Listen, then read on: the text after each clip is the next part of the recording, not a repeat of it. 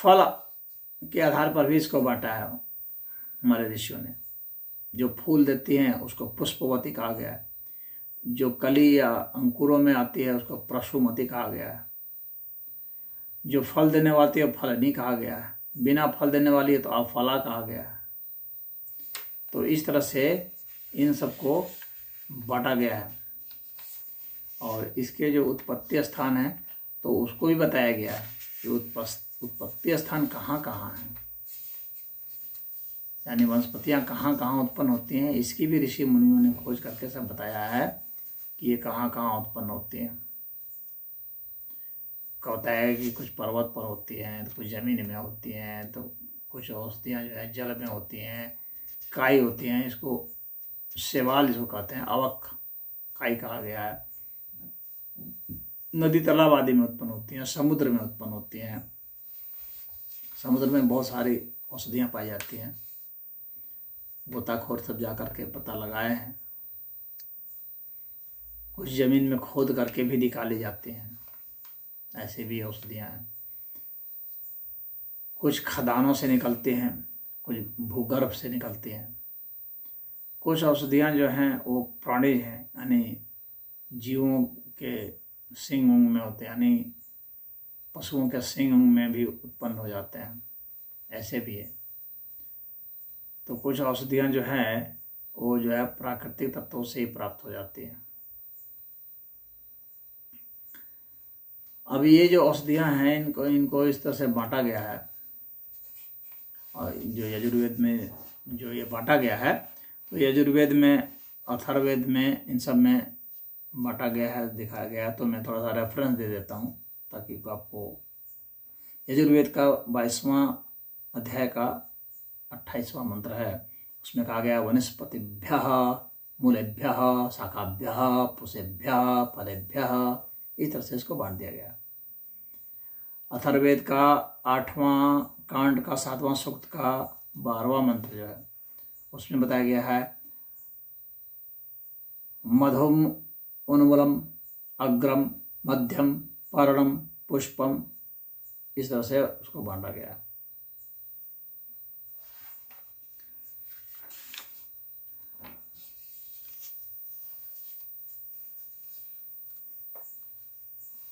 तो वनस्पति का जो वर्गीकरण का जो है, तो ये जो मैंने आपको बताया अभी, तो उसमें जो है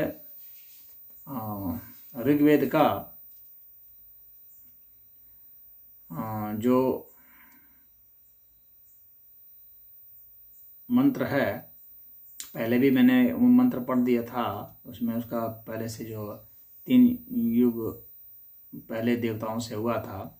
और यजुर्वेद में भी एक मंत्र है, वो 12वां अध्याय का 75वां 76वां मंत्र है, शतम्बो अम्ब धामानि सहस्रमुत्तवोरुह,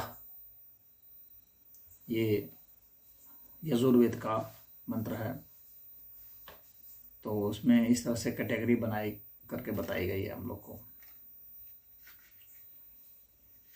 और चरक संहिता है, तो उसमें भी चरक संहिता आयुर्वेद का ग्रंथ है, तो उसमें उसका जो सूत्र स्थान जो है अध्याय, उसमें वनस्पति के बारे में बताया गया है। वनस्पति, वानस्पत्य, औषधि और विरुद्ध, ये 4 भेद बताए गए। विरुद्ध के 2 भेद बताए गए हैं, लता और गुल्म।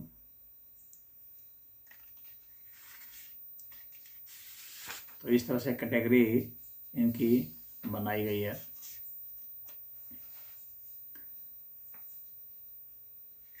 और बाकी चरक संहिता आप पढ़ेंगे तो उसमें आपको बहुत विस्तृत वर्णन मिलेगा, यहाँ पर समीचीन नहीं होगा उसके बारे में कहना, लेकिन मोटे तौर पर बता देता हूँ कि चरक जी ने अपने सूत्र स्थान में उस अध्याय में 600 प्रकार का विरेचन और 500 प्रकार के कषाय का उल्लेख किया है। कषाय यानी एस्ट्रिंजेंट और विरेचन अर्थात परगेटिव्स। तो ये जो है इनका उल्लेख उन्होंने किया है, उनको फिर कई उपवर्गों में बांटा है। सूत्र स्थान में अगर आप देखेंगे तो जैसे सुख धान्य, शमी धान्य, मांस वर्ग, शाक वर्ग, फल वर्ग, हरित वर्ग, मध्य वर्ग, जल वर्ग, गोरस वर्ग, इक्षु वर्ग, कृतान्न वर्ग, कृतान्न वर्ग यानी पका हुआ भोजन, और आहार योगी वर्ग, इस तरह से उसको बांट दिया है।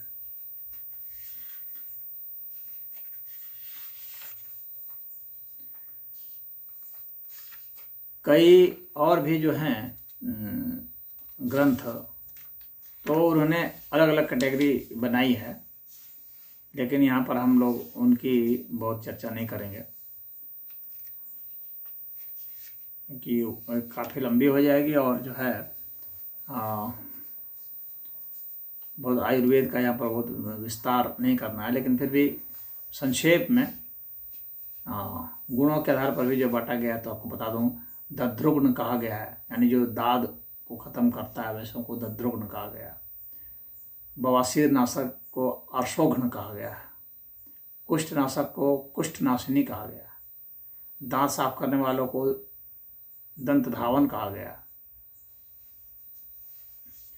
उनमें विशेष अगर कोई गुण है तो उसके आधार पर भी, या विशेष लक्षण है उसके आधार पर भी बांटा गया।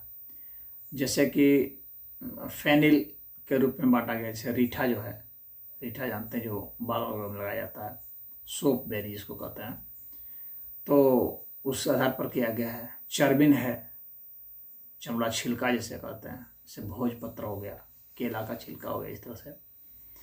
और बहुपाद के रूप में कहा गया है, जैसे अंजीर का पेड़ है, फिग ट्री है, गुलर। और पादप कहा गया है, जैसे जिसका जो वृक्ष ऐसा है जो कि जड़ से अपना रस लेता है खूब बढ़िया से, पादप, उसके कारण उसको पादप कहते हैं। फिर कैटेगरी बताई गई है पत्तों के हिसाब से। द्विपत्र यानी 2 पत्ते हैं, त्रिपत्र 3 पत्ते वाले हैं, सप्तपर्ण है, सप्तपर्ण का वृक्ष होता है 7 पत्तों वाला। सहस्रपर्ण है, सहस्रकांड है, यानी कुसा वगैरह जो होते हैं जिसमें कि कई कांड होते हैं, हजारों कांड होते हैं। उसी तरह से सहस्रपर्णी है, जिसे शंख पुष्पी होता है। और शतमूली है, जैसे कि बांस होता है। तो इस आधार पर भी बांट दिया गया है। कई आधार से उसको बांटा गया है। जो जहाँ उत्पन्न होता है उसके आधार पर भी वनस्पतियों के नामकरण कर दिए गए हैं। जैसे जल में होता है तो जलज हो गया, और अगर कीचड़ उचड़ में होता है तो पंकेरू हो गया, सरोज हो गया, तालाब वगैरह में होता है सरसीज हो गया, नीरज हो गया, सब कमल के सब नाम होते हैं। नदी सर्च हो गया, जैसे अर्जुन वृक्ष हैं जो नदी के किनारे होते हैं, नदी सर्च। और वानप्रस्थ हो गया, जैसे महुआ है, पलाश है, इस टाइप के। तो कई तरह के विवरण जो आते हैं,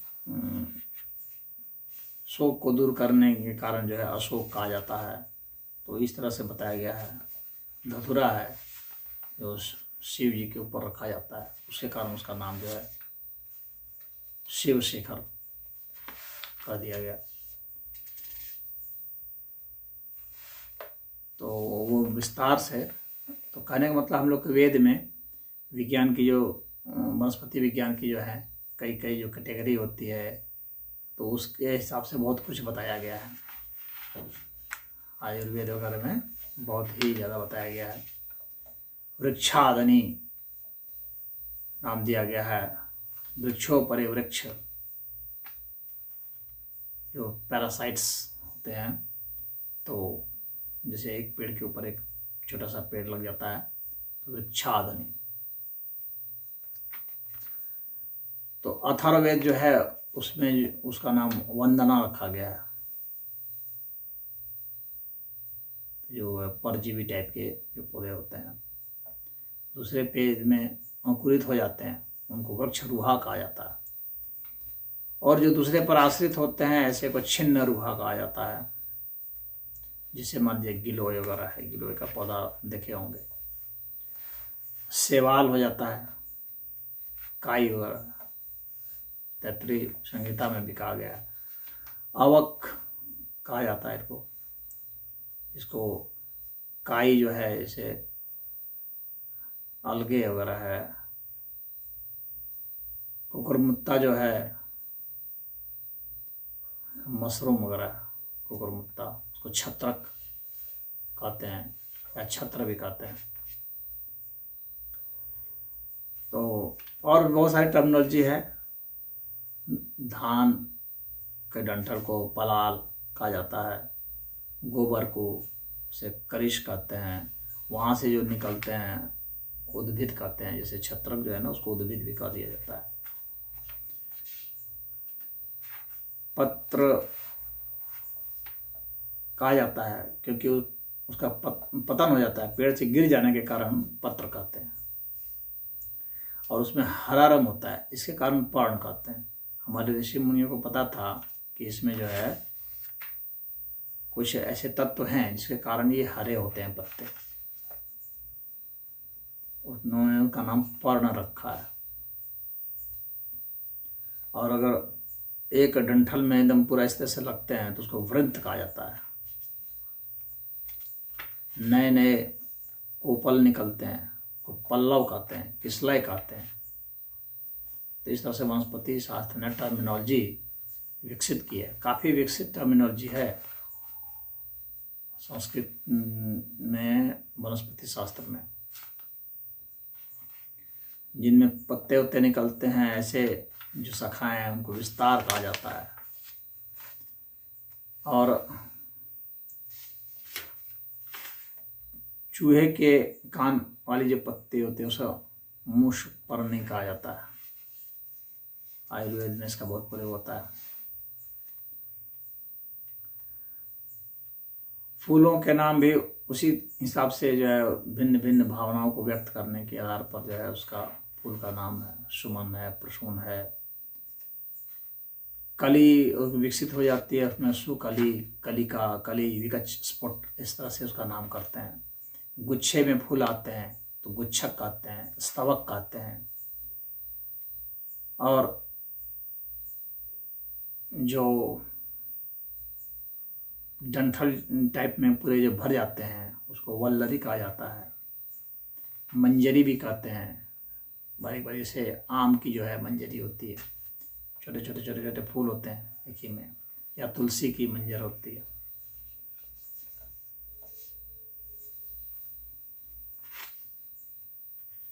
कच्चे फल को सलाटू कहते हैं। सूखे मेवे को वान कहते हैं। सब टर्मिनोलॉजी है कुछ आयुर्वेद वनस्पति विज्ञान जो है उसमें, वेद में।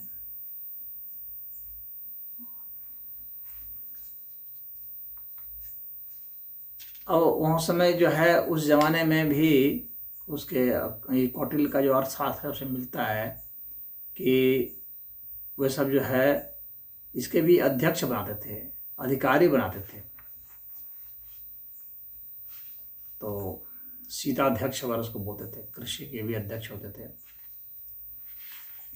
पूरा अथर्ववेद में और इसमें जानकारी है दी हुई, ऋग्वेद में भी और अथर्ववेद में विशेष रूप से, कि वृक्ष के लिए कैसी भूमि होनी चाहिए, वृक्ष जहाँ पर अच्छा से उग जाए, कि कैसे कौन कौन वृक्ष कहाँ कहाँ उगते हैं, इसके लिए कहाँ पर कौन सा वृक्ष लगाने योग्य है, कहाँ आप उपवन में कौन कौन सा वृक्ष लगाएंगे, इन सब का भी वर्णन आया है।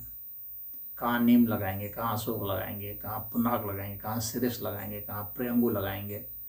तो इन सभी वृक्षों का वर्णन, यहाँ तक कि इनका वो क्या कहते हैं, ज्योतिषी उपाय भी इसका बताया गया है कि इन वृक्षों से जो है हमारे पर कौन सी दशा पड़ती है, हम कैसे जो है, हमारे पास अगर नहीं है रत्न खरीदने के लिए तो हम वृक्षों के माध्यम से भी कैसे अपने ग्रहों को ठीक कर सकते हैं, इसका भी वर्णन आता है। इतना ज़्यादा विस्तार से दिया है। यानी ग्रह दोष निवारण में भी वृक्षों का उपयोग बताया गया। शमी का वृक्ष लोग लगाते हैं, मदार का लगाते हैं। सूर्य, अगर आपका सूर्य कमजोर है तो मदार का लगा लेते हैं। बुध कमजोर है तो विधारा का लगा लेते हैं। तो ये सब जो है हमारे काम आते हैं। धारण भी कर लेते हैं, जड़ी बना करके उसको धारण कर दिया जाता है। तो ज्योतिष में कैसे उसका प्रयोग हो जाएगा वृक्षों का, और औषधि के रूप में कैसे प्रयोग होगा, कोई रोग हो गया है तो किस समय कौन सा लगाना है, सिंचाई कितनी करनी है। वृक्ष लगाने के विषय में भी बताया गया है कि ये दूरी जो है वो 20 हाथ की होनी चाहिए। एक वृक्ष से दूसरे वृक्ष के बीच में अगर हम उपवन लगाते हैं तो उतनी दूरी होनी चाहिए, तो वो बहुत अच्छा माना जाता है। अगर 16 हाथ का है तो उसको मध्यम माना जाता है, और 12 हाथ की दूरी है तो उसको अधम माना जाता है। सींचने के विषय में भी बताया गया है कि कैसे कैसे जो है आप सींचेंगे, वृक्ष को सींचेंगे। तो ग्रीष्म ऋतु में सायं को सींचना है और प्रातः सींचना है। शीतकाल में सींचना है तो एक दिन छोड़ करके सींचना है। वर्षा ऋतु में सींचना है तो जब भूमि सूख जाती है तो सींचना है। वृक्ष का स्थानांतरण करना है तो उसके लिए भी बताया गया कि कैसे स्थानांतरण करेंगे। उसमें घी लगा देंगे, खस लगा देंगे, तिल का तेल लगा देंगे, शहद लगा देंगे, वाई विडंग लगा देंगे, दूध लगा देंगे, गोबर लगा देंगे, और इन सबको पीस करके उसके जड़ में और उसके स्कंध में लगा देंगे, लेप कर देंगे, तब उसको स्थानांतरित करेंगे। वृक्ष लगाने का मुहूर्त वगैरह भी जो है बृहद संहिता वगैरह में दिया हुआ है कि किस मुहूर्त में कौन से वृक्ष लगाए जाएंगे। ऐसे नहीं कि कोई कभी भी लगा दिया।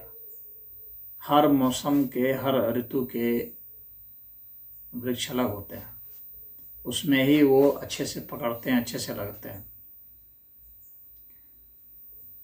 जैसे कि उदाहरण के लिए उत्तरा है, रोहिणी है, मृगशिरा है, रेवती है, चित्रा है, अनुराधा, मूल, विशाखा, पुष्य, श्रवण, अश्विनी और हस्त, ये जो नक्षत्र हैं, ये नक्षत्र अच्छे माने जाते हैं वृक्ष लगाने के लिए।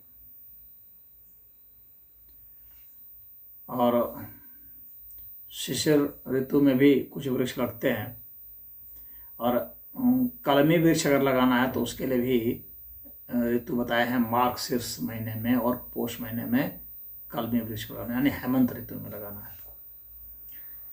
और अगर लंबी शाखा वाला वृक्ष लगाना है तो उसको वर्षा ऋतु में, जैसे आपको बड़ा बड़ा बड़ लगाना है, ये सब लगाना है, तो वर्षा ऋतु में बताया गया है कि आप उसको उसमें लगाइए। कलम करने की विधि वैदिक लोगों को पता था, कलम लगाने का। उसको वे लोग कांड रोपण कहते थे। बृहद संहिता में इन सब के विषय में दिया हुआ है कि कलम किसका किसका कलम लगा सकते हैं। और जो है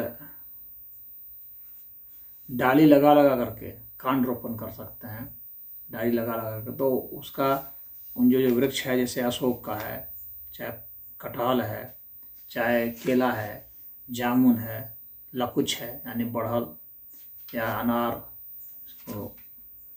या द्राक्षा यानी अंगूर, या बिजौरा जो है, या अतिमुक्तक जैसे कि माधवी है, मोगरा है, बेला है, इन सब को जो है आप डाली को काट करके गोबर से मड़ करके लगा सकते हैं। इसकी कलम बन जाती है, लग जाती है।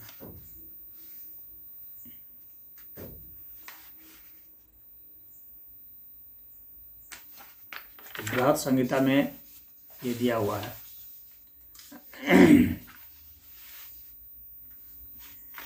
वाराह मिहिर जो है, इन्होंने काफ़ी बताया हुआ है किस समय क्या लगाना है, मौसम भी बताया हुआ है, और कैसे रोग, वृक्षों में जो रोग लगते हैं उसको कैसे ठीक कर सकते हैं। वृक्षों में कैसे कब हो जाते हैं, अत्यधिक, वाराह मिहिर बताते हैं अत्यधिक धूप लग जाएगी, या अत्यधिक ठंडा पड़ जाएगा, अत्यधिक तेज हवा चलेगी तो वृक्ष को रोग लग जाता है, पत्ते पीले हो जाते हैं, अंग में अंकुर नहीं निकलते हैं, डालियाँ सूख जाती हैं।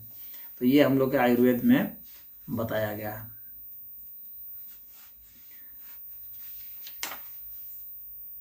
अगर फल नहीं आ रहा है तो भी ये बताया गया है वनस्पति विज्ञान में कि कैसे कैसे क्या क्या करना है कि फल आ जाए। तो उसका भी उन लोगों ने अच्छा शोध किया था।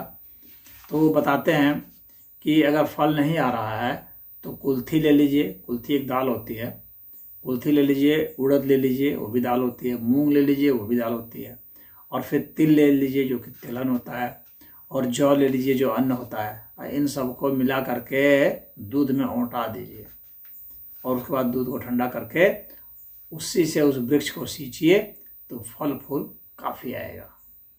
ये वर्णन दिया हुआ है। खाद के विषय में भी दिया हुआ है कि खाद कैसे बनाएंगे। तो गोबर का खाद बनता था, उसको करिश कहते थे।